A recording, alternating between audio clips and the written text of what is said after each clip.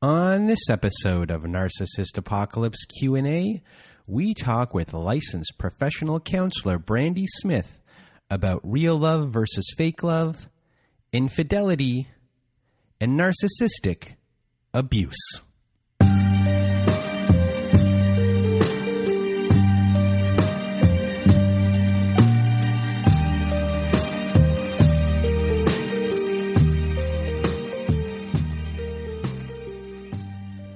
Welcome to Narcissist Apocalypse Q&A, everyone. I am Brandon Chadwick, and today on our show we have Brandee Smith. And Brandee Smith is a licensed professional counselor, licensed chemical dependency counselor with a focus on trauma.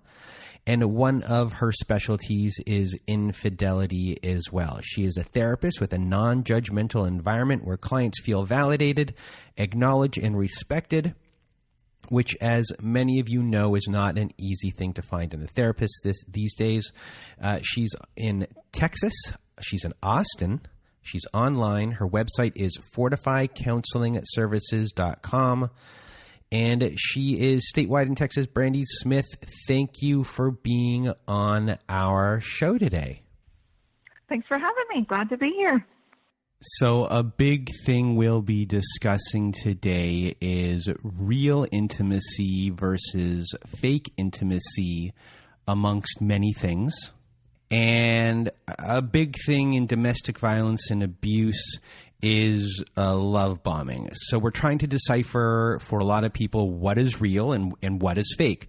So at first, can you define what is love bombing for us?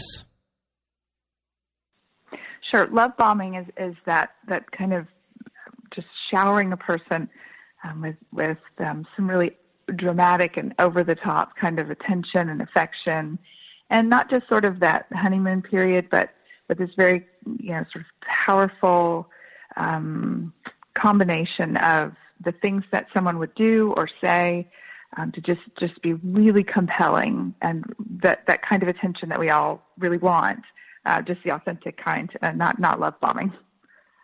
So when it comes to real versus fake, how does someone know what is real? I think it's really important, that we trust our gut. I think there's a loss of trusting our gut in terms of narcissistic abuse. That's kind of one of the tools, is to throw us off, recognizing who we are. So I sort of see in my practice, I think the merging of empathy and vulnerability is a great way to define intimacy. And so, I think if someone's sympathetic, we can feel the same as another person, understand, personal distress that they might be experiencing, and having compassion. So there's that actual part of that feeling. Then there's also the cognitive aspect, the ability to be able to do that. And vulnerability, when we tie that in with empathy, that is this risk of allowing ourselves to be hurt. And so I think there's a few ways that you can look at that. In a relationship, is the other party that you're with, are they equally invested, right, in terms of their resources? Are they giving as much as they're asking for? I think another thing, we can really consider is, are both parties kind of engaging in the same level of risk? Are the same things on the line for your partner as you are putting on the line? Are things reciprocal? Like, is there an imbalance really in the amount of give and take between partners? So am I, if I'm being asked to give a whole lot of my time, is that something that my partner is willing to invest to? If there are, certain parameters of a relationship about how much we talk or needs being met, or is there an equal investment? If that's not the case, there may be some ulterior motive. So when it comes to this, really it has to do with being even. Anything that is stretched too far on either direction is the wrong way to go about things. We're looking for an equilibrium per se, and that line is not crossed on either end. Right. I think if I'm extremely, if I'm supportive and I can depend on my partner to be supportive, I would expect that in times when I need to be supported, I'm also getting that. I mean, I think the whole thing is about healthy relationships really is a lot of balance. If something feels overwhelming and sort of, I think, a challenge to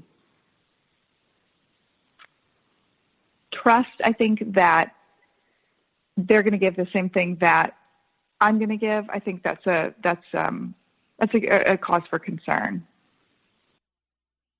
And going into these relationships, and we hear it a lot on our Survivor Story podcast episodes, that there's this preconceived notions of what a relationship is and what a marriage is supposed to be. And people always have in their mind something like we must fight for relationships. And so at a certain point, there's this preconceived notion of what a relationship is supposed to be. So people stick it out and they don't realize that this is not real love that they're receiving.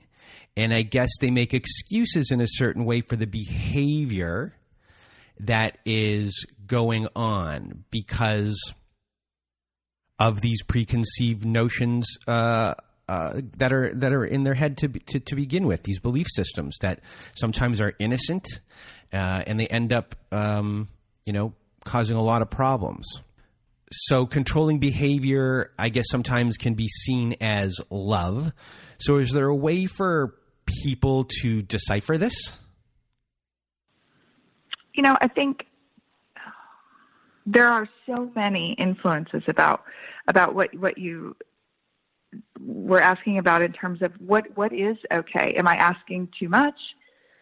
Is this reasonable? Should I just tolerate it? Because I think when narcissism is involved, the part of the biggest influence is making the person, the survivor, feel responsible for all those things that are happening. Right? And so if I'm supposed to be patient or allow somebody their privacy or, that this is the way things are supposed to be, any of the things that I've learned that might not be so healthy, either my experience or from the culture says, that I think that sort of is highlighted as, and then it kind of resonates with us. Oh, they're saying this thing that I have heard and know of before, so I must be overreacting because it resonates as something that might have sounded true in the past. And so I think that's an easy tool for a person in a toxic relationship to use. And it really does, I think that shifts the focus off of what your partner is supposed to be doing in terms of their heavy lifting versus what you're supposed to be doing. So the focus is always on a need for one person to be better, do better, change. I think that's just, again, out of balance. So for most of these situations, real intimacy versus fake intimacy, it really comes down to watching for balance as being the predominant red flag. I think so. I mean, if somebody is attempting to manage the way we think versus promoting our health and I think that's an easy thing to see in terms of knowing that's not in our best interest. We would always want our partner to be acting in a way that supports our best interest. So within our podcast, we hear a lot of stories that have to do with infidelity, and specifically with people who are narcissistic abusers. Because our podcast doesn't always have to do with narcissistic abuse. It has to do with all different types of abuse with people with different issues. But specifically with that, we hear a lot to do with infidelity. And So why within narcissistic abuse is infidelity such a big common thread? Well, I think if we break that down, it really fits the pattern. It really just infidelity in terms of narcissistic abuse. It kind of just extends that pattern of behavior that we know exists with narcissism. And so I think the only difference is we've now added other people to the mix. It's abusive behavior that previously existed within the confines of the relationship. Well, now it exists outside the relationship. And so, I think all those common threads, things to be looking for is that with any abusive situation, but particularly with narcissism, is that, the insatiable need for validation, the sense of entitlement, that even, and I think when infidelity is concerned, even when that means jeopardizing a partner's health, that lack of empathy. So, in terms of infidelity, there is this lack of compassion about the inevitable consequences that will come when, and they almost always are, when affairs are discovered. And really, I think it's important to note too, we're not just even talking about the narcissist partner at this point, although that's really important, but also the affair partner. They may not be the most sympathetic figure in the whole story, I guess, but they're still a person, and they're sort of being drawn into this unhealthy web. And then that feeling of narcissism that's common to narcissists, of feeling special and that they deserve special treatment. So, in the context of narcissistic abuse, it's really just an extension of all of these characteristics, all these traits that we find, patterns of behavior, to add an additional person into the mix. So are there ways for people to decipher or be able, or kind of signs for people to look a little bit deeper that maybe infidelity might be going on within the relationship?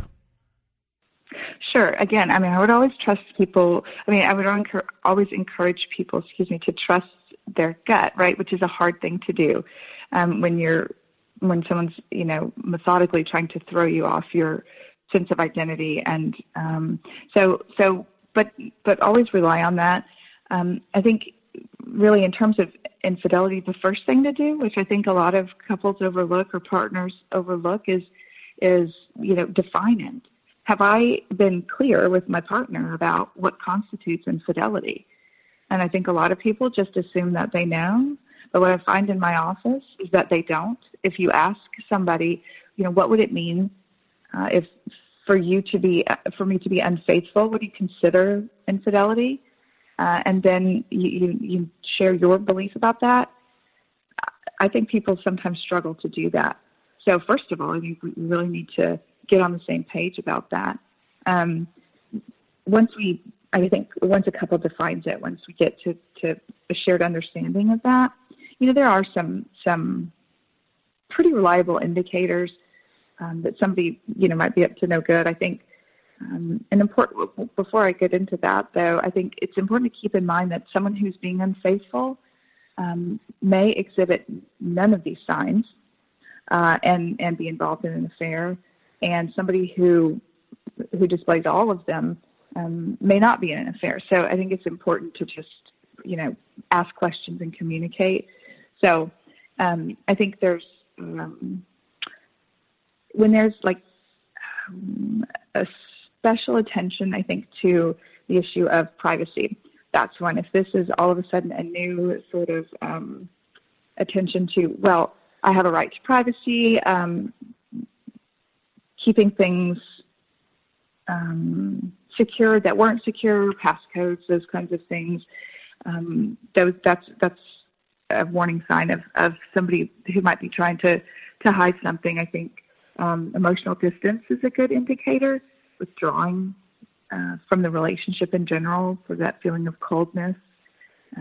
A lot of times people who are being unfaithful, you may notice them becoming really critical, even to the point of being cruel, just angry and generally dissatisfied with the person that they're with. The issue of control comes up a lot, and interestingly, what I find is that the person who's doing these things that are sort of outside the relationship is constantly accusing the other party of doing that. And I think it sort of throws up a defense shield a little bit about that to hide behind.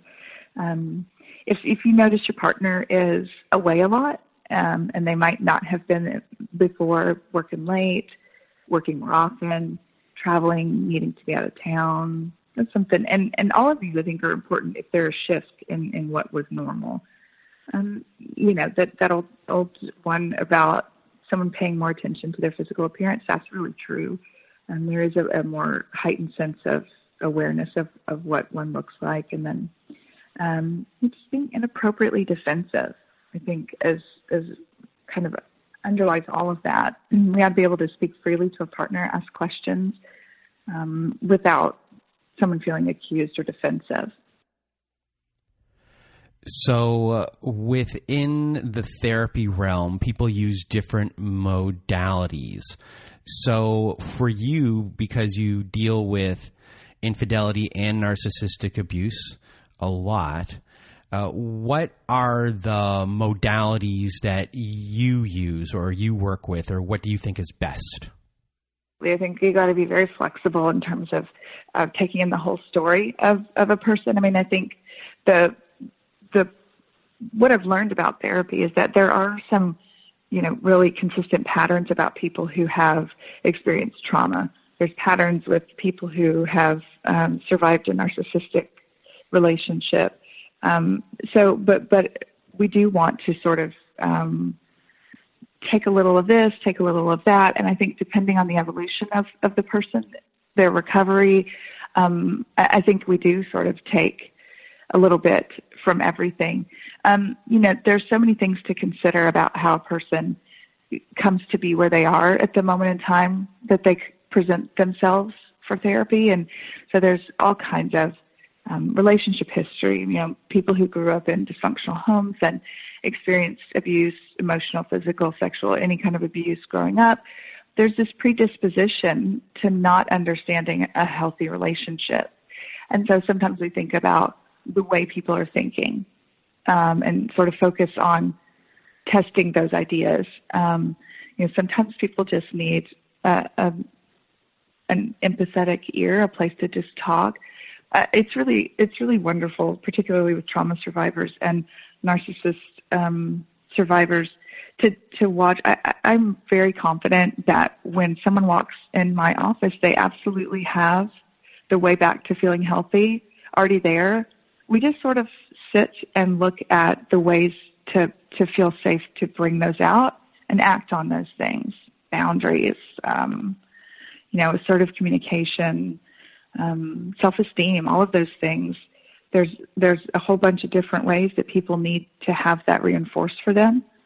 And so, trauma survivors, the growth and the healing, when people get the outcome they want it's just breathtaking to watch that process happen.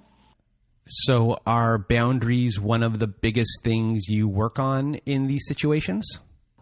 Absolutely. Yeah, and I think that kind of circles back to what we were talking about a little bit before, is that, I find a lot of people feel like they're asking too much.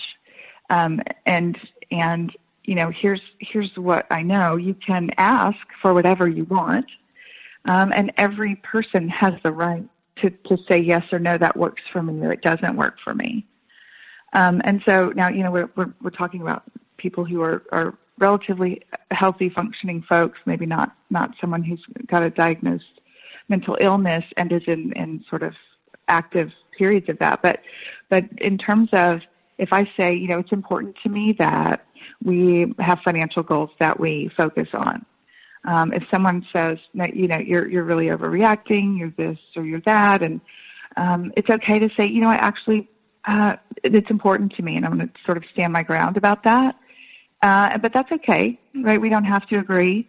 And if it becomes, I think, to a point of importance where it would change the dynamic of the relationship, that's okay too. And so maybe we're not compatible. I think the things that people forget is we don't have to be upset or hurt by that, not being compatible with a person. We can just sort of be neutral about it and say, you know what, this isn't healthy for me. So we either need to make these changes, or I may need to, consider an alternative. So now we have some questions from our audience. And the first question is,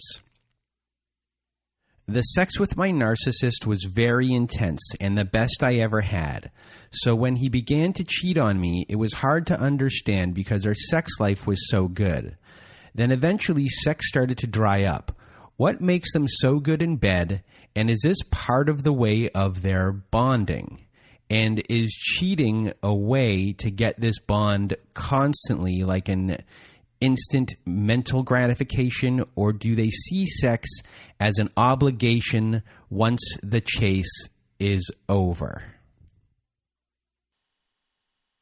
So that's a lot, and I think there's some fundamental answers really about narcissists and sex, right? So interestingly, the all of the things that are kind of triggered, those things I mentioned before about the need for validation and affirmation and entitlement, all of those things, those are not necessarily triggered in regard to sex or sexual situations, I think. And so that may be a place, if they are triggered, where a narcissist just sort of completely engages that sex and sexuality as another tool of control and sexual exploitation, sexual entitlement, those kinds of things come up. And so I think when you have a really great sex life, that would track in terms of the pattern that we see is that this is great, I feel very connected. But when we talk about a bond with a narcissist, what we're really talking about is more of a trauma bond. And so because we can feel most vulnerable in sex, I think that is a really compelling part of weaponry, I think, against a person who you are trying to gain control over or to serve in the function of one partner versus the other. So I think, that very beginning part of sex, which, let's be honest, everybody knows that there's a honeymoon period about sex. Sex becomes less spontaneous, less sort of exciting, and as a relationship goes on. But the bond, I think, that is created in a narcissistic relationship becomes one more of dysfunction than actually growing, feeling closer to one another. All right. Next question, and that is, I'm out of my relationship and it's hard to trust again, especially when it comes to cheating. I'm always suspect of what my new boyfriend is up to. Is he really out with his friends? I feel like I'm becoming my jealous ex, and it's painful to think about. Any tips about trusting again?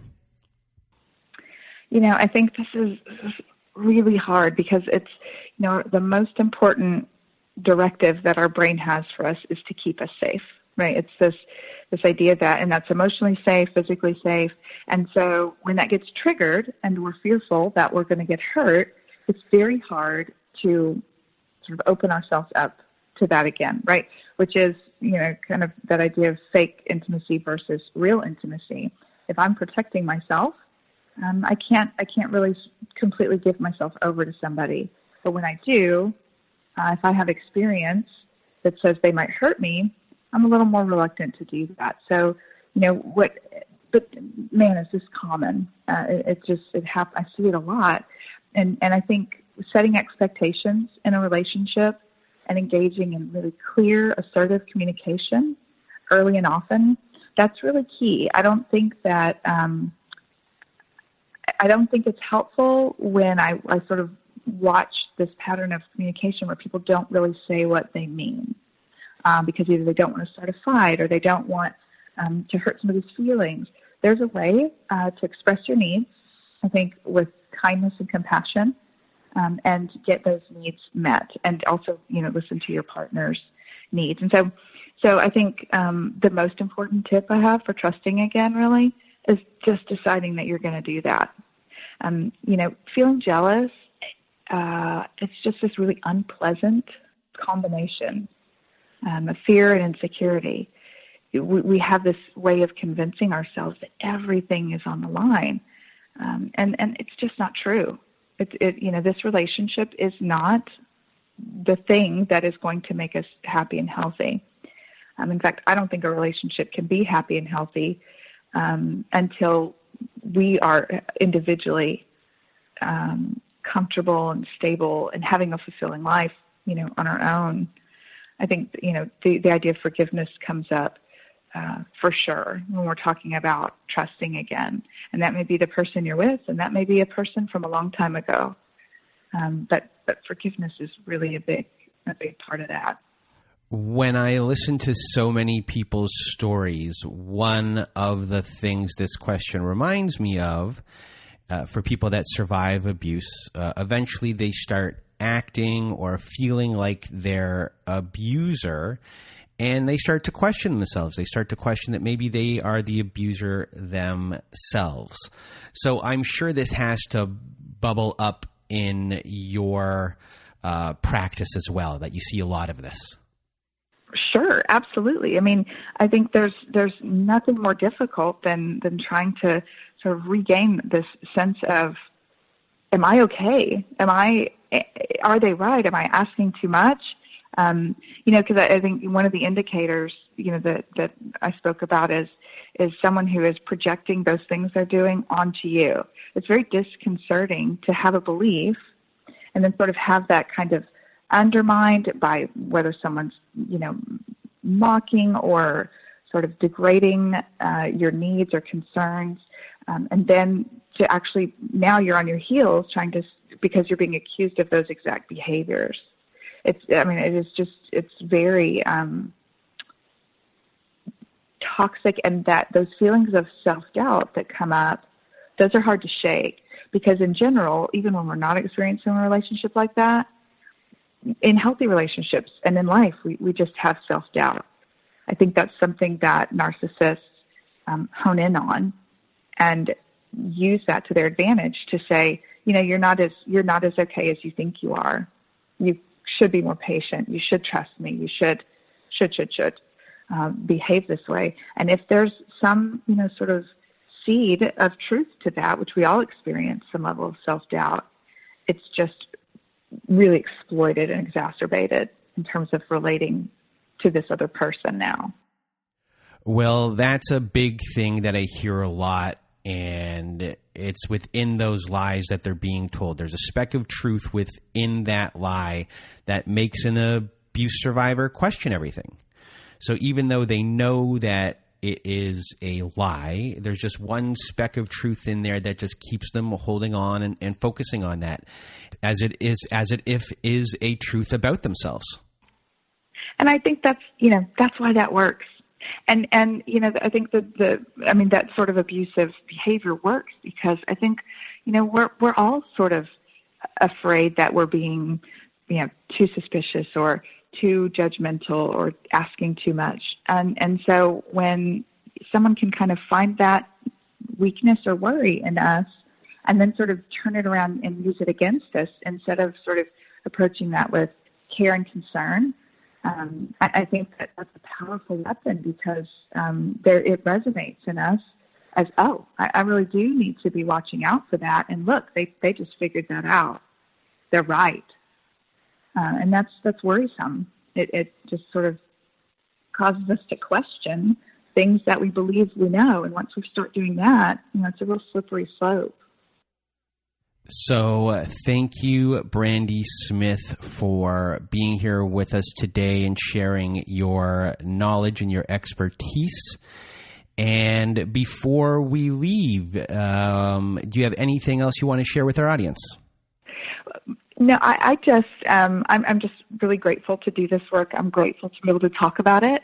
I'm glad that people are talking about it more in general mental health, but also abuse and surviving abuse.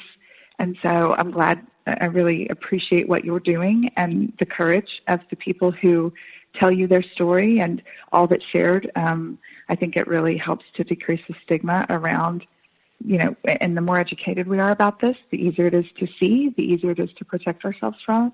And so I'm grateful, for you and your audience doing what you guys are doing. I think it's important to stay centered and in terms of just general kind of wellness, trust your instinct. If something doesn't feel right, it's probably not.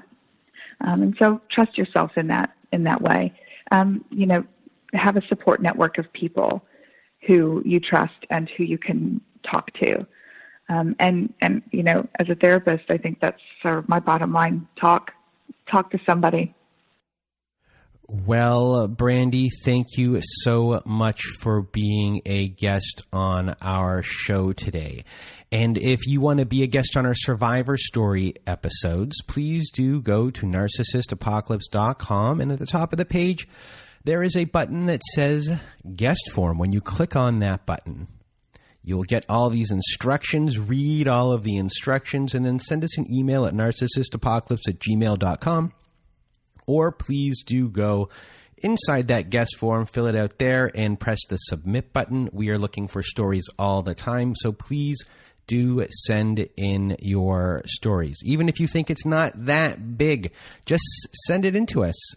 Sometimes these small, subtle stories are really important for people to hear. So please send us your stories. And also at narcissistapocalypse.com, we have our very own safe social network. And at the top of the page, there's a button that says, not guest form, I was about to say guest form, but it says support group. You click on the support group button. And when you do that, it takes us to this network area. You join.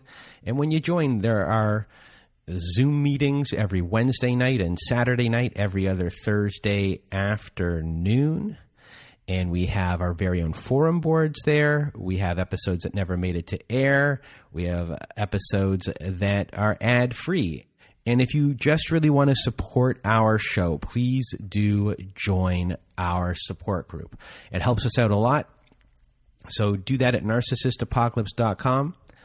And also, if you need extra support, please do go to our friends at domesticshelters.org. They have articles and resources on their website that can help you make sense of what you're going through.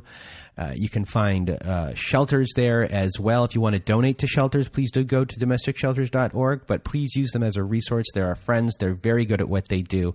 A big hi to Ashley. And that's it for today. So for myself and Brandee Smith, we hope you have a good night.